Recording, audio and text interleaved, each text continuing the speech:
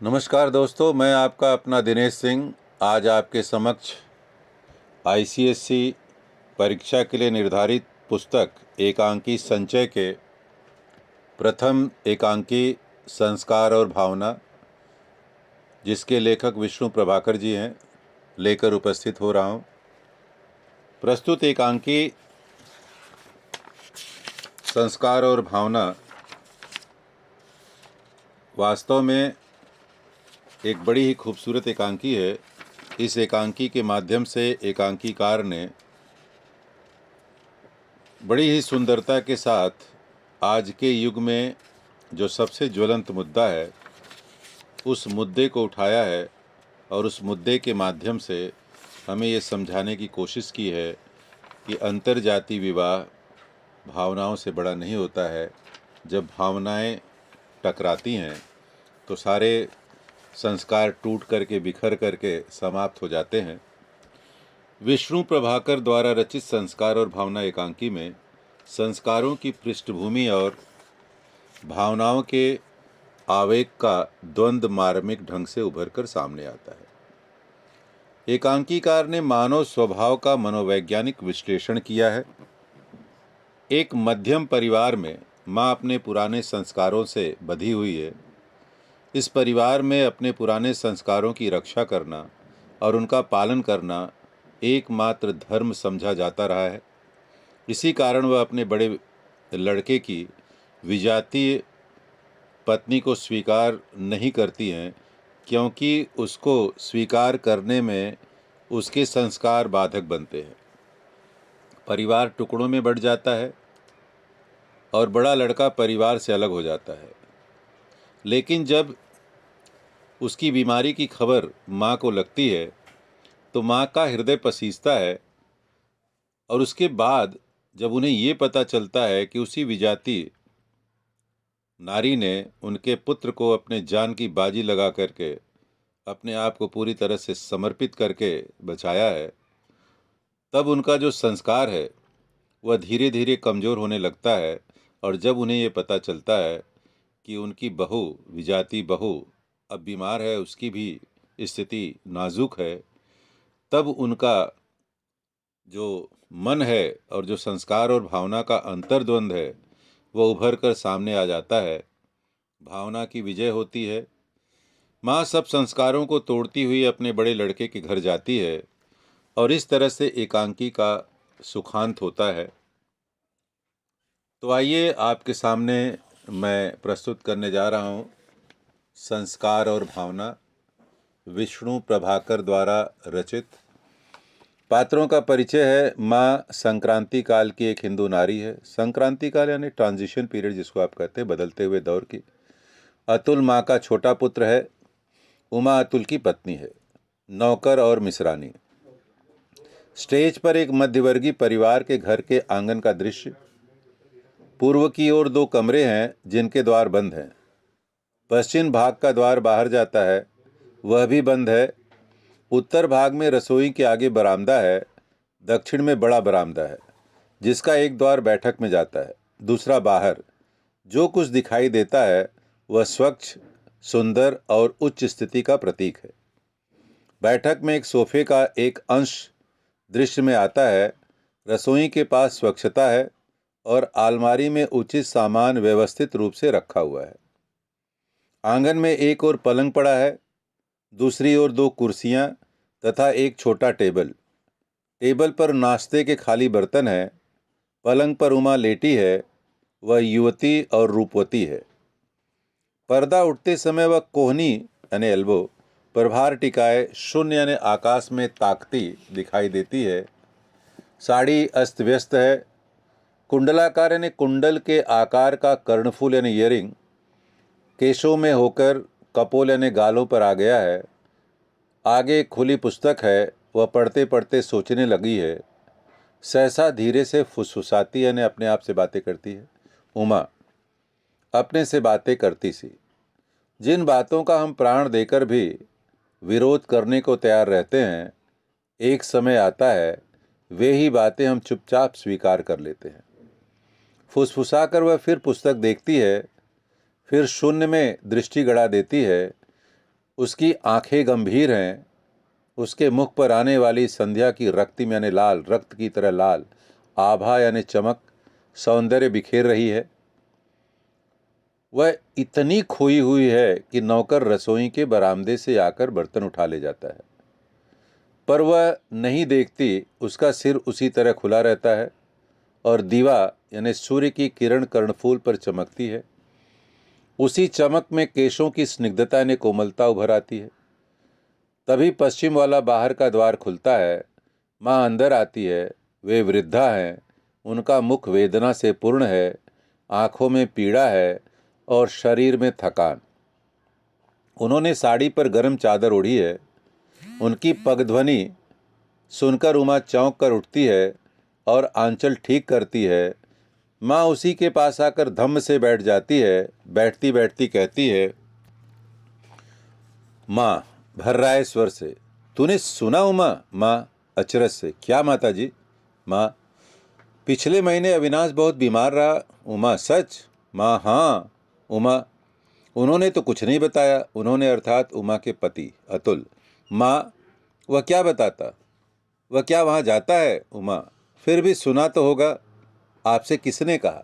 माँ मैं कुमार के घर गई थी, वहीं उसकी मिश्रानी ने मुझे बताया। कहने लगी, तुम्हारा बेटा तो बहुत बीमार रहा, मरकर बचा। सुनकर मैं शर्म से गड़ गई। मेरा बेटा बीमार रहे और मुझे पता भी न लगे। आंसू भर आते हैं, स्वर लड़खड़ाता है। बचपन में उसे कभी खांसी भी हो जाती थी तो मैं कई कई दिन तक न खाती थी न सोती थी। वे बहुतेरा समझाते थे, नाराज भी हो जाते थे, पर जी नहीं मानता था और अब आगे नहीं बोला जाता। फूट फूट कर रो पड़ती है। उमा करुणा से द्रवित उनको संभालती है। उमा सांत्वना से भीगा स्वर, माता जी रो मत, इसमें आपका क्या अपराध है? माँ उसी तरह अपराध और किसका है? सब मुझी को तो दोष देते हैं। मिश्रानी कह रही थी, बहू कैसी भी हो पर अपने प्राण देकर उसने पति को बचा लिया है। अकेली थी पर किसी के आगे हाथ पसारने यानी मदद मांगने नहीं गई। केवल एक दो बार मिश्रानी ने दवा ला दी थी, वरना स्वयं दवा लाती थी, घर का काम करती थी और फिर अविनाश को देखती थी। उमा टोक कर, पर माताजी भाई साहब को हुआ क्या था? माँ हैजा। उमा चौंकती है, हैजा? माँ मर कर बचाए बेटी, 10 दिन बीत गए पर अभी तक दफ्तर नहीं जाता। दफ्तर यानी कार्यालय। उमा कैसा अचरज है, उन्हें पता भी नहीं लगा? माँ पता लगा भी हो तो क्या वह बताने वाला है? उमा चोट खाकर, पर माता जी है तो। माँ विद्रुप सी दुखी सी, मैं जानती हूँ, मेरे ही तो बेटे हैं। माया ममता किसी को नहीं छू गई है, हर बात में देश धर्म और कर्तव्य की दुहाई देते हैं। आखिर इनका बाप भी तो ऐसा ही निर्मम था। मुझे याद है, जिस समय अतुल छोटा सा लड़का रहा, बचने की कोई आशा न थी, उस समय वे शांत मन उसको धरती पर लिटाने के लिए सामान हटा रहे थे। दुनिया ने दांतों तले उंगली दबाकर कहा था। दांतों तले उंगली दबाना, हैरान होना, चकित होना। ऐसा भी क्या बाप जो अपने बेटे के लिए भी नहीं रोता? उसी बाप के ये बेटे हैं। मुझे सदा इन्होंने माया ममता में फंसी हुई कहकर कोसा है, धिक्कारा है, सदा मेरी निंदा की है। चोट पर चोट खाकर उमा तिलमिलाती है। उसके भाव पलटते हैं। करुणा पहले खींच फिर हल्के रोष में बदल जाती है। उमा लेकिन माताजी, इसमें सब दोष भाभी का है। माँ वह तो है ही, पर बहू। उमा बात काट कर, मैं अच्छी तरह जानती हूँ, वे देखने में बड़ी भोली लगती हैं, परंतु। माँ चौंक कर, भोली? उमा हाँ बहुत भोली माताजी, बहुत प्यारी। जो एक बार देख लेता है वह फिर उस रूप को नहीं भुला सकता, बार बार देखने को मन करता है। बड़ी बड़ी काली आंखें, उनमें शैशव की भोली मुस्कुराहट, अनजान में ही लज्जा से लाल हुए कपोलों पर रहने वाली हंसी। माँ और भी अचरज से, पर उमा तूने क्या अविनाश की बहू को देखा है? उमा संभल कर, हाँ माताजी। माँ कब? उमा उस दिन जब आप उनसे गुस्सा होकर बहुत दुखी हो रही थी, तब मैं भाभी के पास गई थी। दोपहर का समय था, आप सो गई थी। सच माताजी, तब उनके रूप को देखकर मैं चौंक उठी थी। बंगाली इतने सुंदर होते हैं? मुझे देखकर वे मुस्कुराई, फिर गले में आंचल डालकर प्रणाम किया और जब मैंने अपना परिचय दिया तो गदगद हो उठी। मुझे छाती से लगा लिया, हृदय से लगा लिया, गले से लगा लिया। माँ, वही विस्मय, आश्चर्य का स्वर। पर तूने मुझे कभी नहीं बताया। उमा बताना ही नहीं चाहती थी। माँ, क्यों? माँ, उमा, क्योंकि मैं उनसे लड़ने गई थी। माँ भौचक हैरान, लड़ने गई थी? उमा, जी हाँ, मैं उनसे लड़ने गई थी क्योंकि वे आपके दुख का कारण थी। वे न होती तो बड़े भैया आपसे अलग कैसे होते। यही बात मैंने उनसे भी कह दी थी। माँ उत्सुकता से, सच? उमा, जी हाँ। माँ, तब? उमा, तब पहले तो वे मेरी बात सुनकर मुस्कुरा दी, फिर बोली, इसमें मेरा क्या दोष है? यह तो मुझे तब क्रोध आ रहा था। बात काट कर मैंने कहा, दोष तुम्हारा नहीं है तो किसका है? तुम न चाहती तो बड़े भैया माँ को कैसे छोड़ देते? तुम अब भी चाहो तो सब कुछ ठीक हो सकता है। तुम उन्हें छोड़ सकती हो। तुम माँ चौंकती है। उमा, उमा, यह कहा तुमने? उमा भावावेश में, भावना के आवेश में, जोश में। हाँ, मैंने स्पष्ट कहा था। माँ को बेटे से अलग करना पाप है। माँ का हृदय तोड़ना अत्याचार है। उस अत्याचार को दूर करने के लिए प्राण भी देने पड़े तो कम है। माँ उत्सुकता से, तो उसने क्या कहा? उमा, वह बोली, बहन, मैं मानती हूं माँ बेटे के संबंध से बढ़कर और कोई संबंध नहीं है। पति भी वह जिसके लिए उसने समाज का ही नहीं वरन अपने हृदय की साक्षियों ने गवाही दी है। जिसे वह प्यार करती है उसके कहने पर वह प्राण दे सकती है, परंतु उसको दुखी करके वह किसी को सुखी करने की कल्पना भी नहीं कर सकती। करेगी तो वह पापीन है। सोचो, तुम स्वयं पत्नी हो। यद्यपि तुमने मेरी तरह पति का वर्ण यानी चुनाव नहीं किया है, फिर भी तुम उन्हें प्यार करती हो। मुझे यह बात बुरी लगी। मैंने कहा, सब पत्नियां अपने पतियों को प्यार करती हैं। मैं भी करती हूँ, प्राणों से अधिक प्यार करती हूँ। सुनकर वे घबराई नहीं, चौंकी भी नहीं। बोली, सब की बात मैं नहीं जानती, इतना अधिकार मेरा नहीं है, पर मैं जानती हूँ तुम अपने पति को प्यार करती हो, तभी तो यहाँ आई हो। मैं अतुल को भी जानती हूँ, उनका भाई है वह। कई बार मेरे पास आया है। माँ हठात यानी एकाएक चौंक कर, अतुल वहां गया है? उमा, हाँ माता जी, उन्होंने यही कहा था। मुझे भी अचरज हुआ, आश्चर्य हुआ। मैंने पूछा, वे यहाँ आते हैं? तो हंसकर बोली, डरो नहीं, वे भाई के पास नहीं आते, दफ्तर के काम से आते हैं, कार्यालय के काम से आते हैं। तुम्हारी बातें उन्होंने ही मुझे बताई हैं। मैं जानती हूँ तुम उन्हें प्यार करती हो। सोचो तो, कोई तुमसे कहे तुम अतुल को छोड़ दो क्योंकि उनकी माँ या उनका परिवार इस विवाह से नाराज है, तो क्या तुम? मैं आगे न सुन सकी। मैंने चिल्लाकर कहा, भाभी बस करो, पर उन्होंने बात पूरी करके दम लिया। बोली, तो क्या तुम उन्हें छोड़ दोगी? बोलो। तब मैंने त्रस्त यानी दुखी होकर कहा था, नहीं भाभी, मैं नहीं छोड़ सकूंगी, चाहूं तब भी नहीं। सुनकर वे मुस्कुराई, कहने लगी, अच्छा अब छोड़ो इन बातों को, अभी तो आई हो और अभी ले बैठी ये पचड़े, ये झंझटिए समस्या। आओ अंदर चलें। पर माता जी, मुझे न जाने क्या हो रहा था। मेरा अंतर मन यानी हृदय कांपने लगा था। मैं उन्हें देखती थी तो जैसे मोहिनी सी छा जाती थी। मोहिनी, हिप्नोटाइज हो जाना, मोहित हो जाना, आकर्षित हो जाना। मैं थी भी और नहीं भी थी, यानी शारीरिक रूप से थी, मानसिक रूप से नहीं थी। मोहग्रस्त आदमी होता भी है और नहीं भी होता है। यानी जो मोहित हो जाता है, हिप्नोटाइज हो जाता है, वो शारीरिक रूप से तो वहाँ उपस्थित होता है, लेकिन मानसिक रूप से वह किसी और के आकर्षण से ग्रसित होकर उसके इशारों पर चलता है। पर हुआ यही, मैं वहाँ न ठहर सकी। वह पुकारती ही रह गई और मैं वहाँ से भाग खड़ी हुई। माँ स्वप्न से जागकर, तो तुम चली आई? हाँ।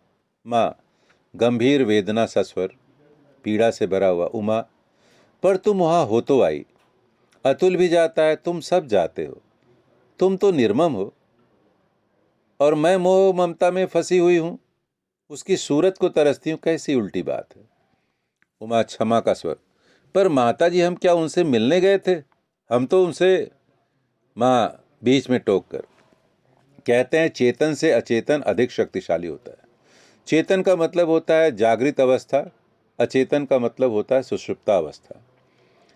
अर्थात जो चीज़ हम सोच समझ करके करते हैं वो चेतन अवस्था में होती है, और जो हमारे सबकॉन्शियस माइंड में यानी हमारे मस्तिष्क में पहले से ही रहता है वह अचेतन होता है, अधिक शक्तिशाली होता है, उसमें अधिक आकर्षण है। इसलिए तुम एक दूसरे के प्रति खिंचे, आकर्षित हुए, चाहे वह प्रेम था, चाहे घृणा ने नफरत थी, पर असल बात रक्त के खिंचाव की है, ब्लड रिलेशन। वह होकर रही, काश की स्वर डूबता है, उदास हो जाती। काश कि मैं निर्मम हो सकती, कठोर हो सकती, काश कि मैं संस्कारों की दास्तां यानी गुलामी से मुक्त हो सकती। हो पाती तो कुल धर्म और जाति का भूत मुझे तंग न करता, परेशान न करता। संस्कारों की दास्तां से मैं मुक्त हो सकती, मैं अपने बेटे से न बिछुड़ती। स्वयं उसने मुझसे कहा था, संस्कारों की दास्तां यानी गुलामी सबसे भयंकर शत्रु है। यह बड़े भैया ने कहा था? माँ, हाँ उसी ने कहा था। मैंने उसे बहुत समझाया, अपने प्रेम की दुहाई दी, पर वह सदा यही कहता रहा। माँ, संतान का पालन माँ बाप का नैतिक कर्तव्य है, उनकी नैतिक जिम्मेदारी है। वे किसी पर एहसान नहीं करते, केवल राष्ट्र का ऋण यानी कर्ज चुकाते हैं। वे कर्ज मुक्त हो, ऋण मुक्त हो, यही उनका परितोष है, यही उनका पुरस्कार है। इससे अधिक मोह है, आकर्षण, इससे अधिक अगर हम चाहते हैं तो हम लालच है, इसीलिए वह पाप है। हर लोभ जो है वह पाप का ही एक हिस्सा होता है। पर मैं क्या करूं, मैं जो इससे अधिक है उसी को पाने के लिए आतुर हूं। मैं ही क्यों, सभी माता पिता यही चाहते हैं। तभी मैं समझती हूँ उस डाकिन ने, डाकिन किसको कहा गया है? अविनाश की पत्नी को। उस डाकिन ने मेरे बेटे को मुझसे छीना है, पर वास्तव में दोष उसका नहीं है। उमा, माता जी लगता तो मुझे भी ऐसा ही है। अतुल का प्रवेश, स्वस्थ युवक, सांवला रंग, मुख पर दृढ़ता, अटलता, ये वास्तव में अतुल का जो है चरित्र भी बता रहा है, और आंखों में सौम्यता है। उसे देखकर उमा उठती है, क्षण भर उसे देखती है, वह सदा की तरह शांत है, फिर रसोई की ओर चली जाती है। अतुल धीरे आकर कुर्सी पर बैठ जाता है और माँ को देखकर कहता है, अतुल, क्या बन रहा है माता जी? माँ अनसुना करके, तूने सुना? अतुल, क्या? माँ, अविनाश बहुत बीमार था, स्वर भीगा है, दुखी है। अतुल जूता खोलते खोलते, हाँ उन्हें हैजा हो गया था। माँ अचरज से, तू जानता था? अतुल, हाँ। माँ, तूने मुझसे कहा तक नहीं। अतुल, तुमसे कहता क्यों? माँ, क्यों, क्या मैं उसकी माँ नहीं थी? अतुल मुस्कुराता है, माँ तो हो, पर सुनकर क्या करती, क्या उसके पास जाती? माँ सहसा जवाब नहीं देती। अतुल फिर कहता है, अतुल, मैं जानता था तुम वहां नहीं जा सकोगी, और जाने से भी क्या होता है, जब तक तुम उस नीची श्रेणी की विजाति, दूसरे जाति की भाभी को घर नहीं ला सकती, तब तक प्रेम और ममता की दुहाई व्यर्थ है। तुम सब निर्मम हो, निर्मम, ममता जिसमें न हो। माँ बीच में रोककर, मैं निर्मम हूं? अतुल, निर्मम ही नहीं, कायर भी, डरपोक भी। जिन संस्कारों में तुम पली हो उन्हें तोड़ने की शक्ति तुम में नहीं है माँ। उमा फिर प्रवेश करती है, उसके हाथ में चाय की ट्रे है जिसे वह कमरे में ले जा रही है, पर बात सुनकर रुकती है, कहती है, उमा, लेकिन आप में तो है, आप तो वहाँ गए होंगे। अतुल, मुझे वहाँ जाने के लिए कोई काम नहीं था, इसलिए नहीं गया। उमा और माँ एक साथ, आप भी नहीं गए? प्याले छनछनाते हैं, तू भी नहीं गया? अतुल, जाकर क्या करता? उमा विद्रुप सी, उपहास भरे स्वर में, भाई के मरने का समाचार सुनकर भी आपका हृदय नहीं पसीजता? अतुल शांत स्वर में, उमा, यदि तुम भाई साहब को जानती होती तो ऐसी बात नहीं करती। अतुल अविनाश की एक खासियत बता रहा है, मुझे तो क्या, मेरे डॉक्टर को भी अपने पास नहीं आने देते, अर्थात वे बड़े ही स्वाभिमानी व्यक्ति हैं। उमा, लेकिन फिर भी आप उनके भाई थे, आपको देखकर उन्हें शांति मिलती। वे अतुल उठता है और नौकर को पुकारता है, राम सिंह, पानी ले आओ। शीघ्रता से कोई चलता है, आवाज आती है, आया साहब, लाया सरकार, आवाज आती है। अतुल उमा की ओर मुड़कर, देखो उमा, भाभी से बढ़कर भैया का और कोई नहीं है। यह कटु यानी कड़वा सत्य हमें स्वीकार करना ही चाहिए।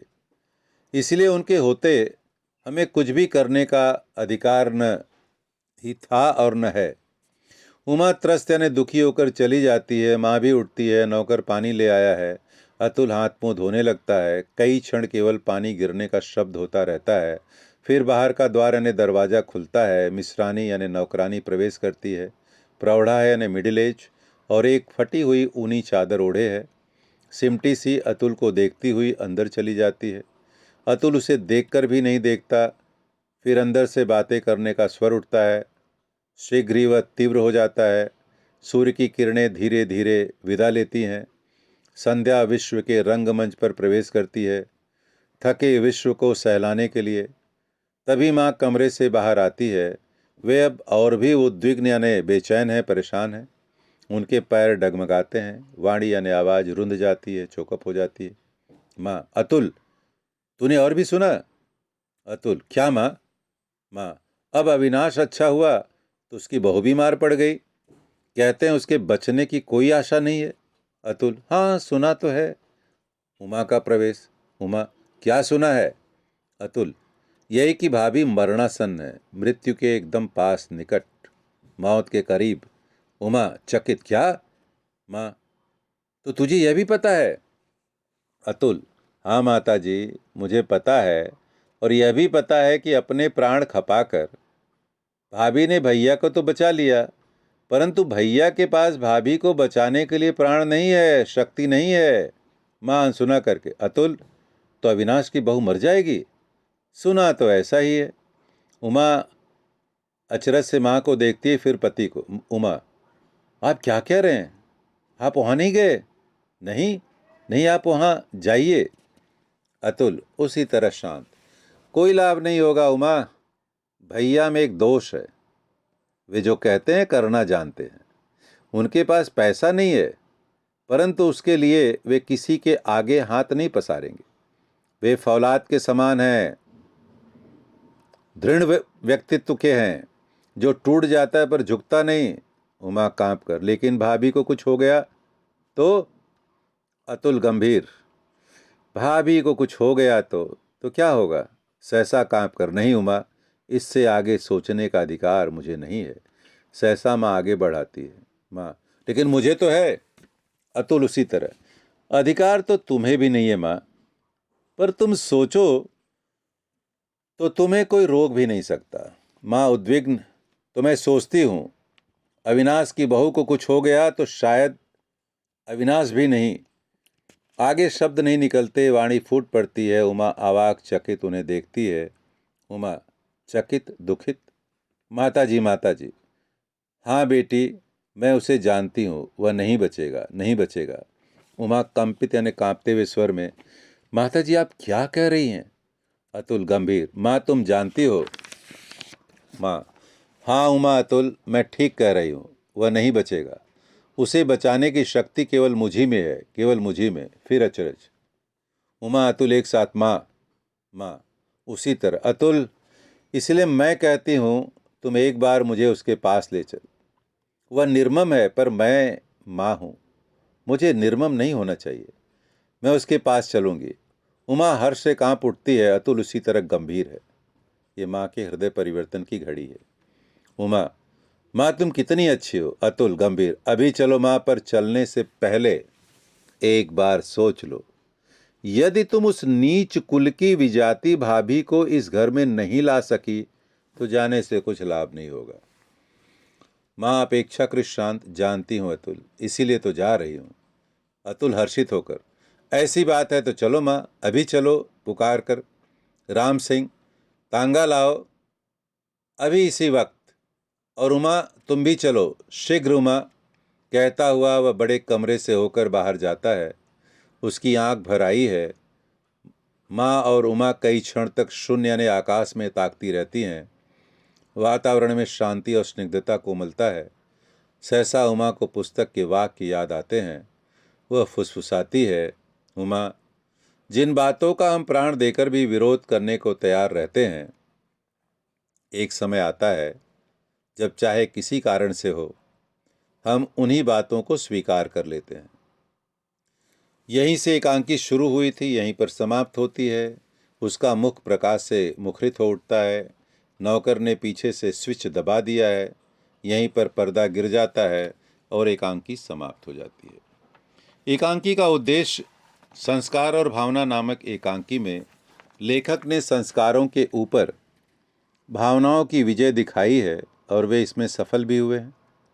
इस एकांकी का उद्देश्य संस्कारों और भावनाओं के अंतर्द्वंद का सुंदर और मार्मिक चित्रण करते हुए यह दिखाना है कि व्यक्ति के मन में उत्पन्न होने वाली, पैदा होने वाली भावनाओं के जोर के सामने, वेग के सम्मुख उसके संस्कार नहीं टिक पाते और उसका मन संस्कारों की गुलामी से मुक्त होकर निर्मल और कोमल हो उठता है। और इसीलिए यहाँ पर माँ अपने पुत्र अविनाश, जिसने विजातीय बहू से शादी की थी, उसे स्वीकार करने की हिम्मत दिखाती है। शीर्षक एकांकीकार अपने शीर्षक संस्कार और भावना को सार्थक और सफल बनाते हुए पूरे एकांकी में संस्कारों और भावनाओं के बीच के द्वंद्व को दिखाया है तथा अंत में संस्कारों पर भावनाओं की विजय दिखाया है। और इस तरह से शीर्षक अपने आप में सटीक और सार्थक है और एक सफल शीर्षक है जो पाठक को अपनी तरफ आकर्षित करने में पूरी तरह से सफल है, इसलिए शीर्षक उचित पूरी तरह से है। अब अगर हम चरित्र के बारे में बात करें तो यहाँ पर माँ सबसे प्रमुख चरित्र है। माँ इस एकांकी की मुख्य पात्र है। वह बदलते हुए दौर की एक हिंदू नारी है जो भारतीय संस्कृति के प्राचीन परंपराओं, रीति रिवाजों से बंधी हुई है। वह भारतीय संस्कृति की आदर्श नारी की प्रतीक भी है। वह पुराने पतिव्रत धर्म की मानने वाली है। पति से विचारधारा में मतभेद होने के बावजूद वह पति को परमेश्वर मानती है। यही कारण है कि वह अपने परिवार में पुरुष वर्ग का मान करती है। वह रूढ़ियों, जातिवादी और धर्म में विश्वास करती है। वह पुरातन तथा नूतन के टकराव को स्वीकार करती है और माँ वास्तव में बहुत ही धर्म सहिष्णु है, भावुक है। इसीलिए वह अपने परिवार के दुख को बर्दाश्त नहीं कर पाती है, बेटे के दुख को बर्दाश्त नहीं कर पाती है, बहू के दुख को बर्दाश्त नहीं कर पाती है। इसलिए जिस संस्कार को वह अपना सब कुछ मानती है, उसी संस्कार को वह तोड़ देती है, क्योंकि वह एक आदर्श, कर्तव्यनिष्ठ तथा ममतामयी माँ भी है। वह अपने बेटे, अपने बहू को बचाने के लिए अपने स्वयं के आदर्श को ठुकरा करके वह अपनी भावनाओं को तरजीह देते हुए अपने पुत्र और बहू को अपना लेती है और इस तरह से एक आदर्श माँ के रूप में वह प्रस्तुत होती है। उमा दूसरा चरित्र है। उमा इस एकांकी की दूसरी प्रमुख पात्रा है, नारी पात्र है। वह इस एकांकी में मध्यम परिवार की छोटी बहू है। वह एक सुसंस्कृत, आदर्शवादी, धार्मिक परिवार की आदर्श बहू है। उमा आधुनिकता में विश्वास करती हुई भी पुरातन विचारों में विश्वास करने वाली सास को पूज्य मानती है। वह सास के साथ कदम से कदम मिलाती है। वह भावुक है।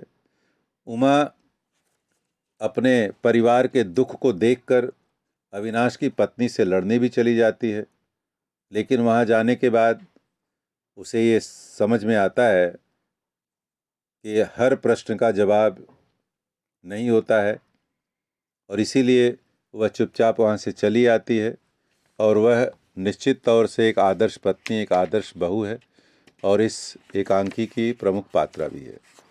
उसके बाद तीसरा चरित्र है अतुल। अतुल एकांकी का प्रमुख पुरुष पात्र है। वह माँ का छोटा बेटा है। वह पुराने संस्कारों, रीति रिवाजों, परंपराओं को मानता हुआ भी वह आज के बदलते हुए दौर में विश्वास भी रखता है। वह प्रोग्रेसिव विचार का है, प्रगतिशील है।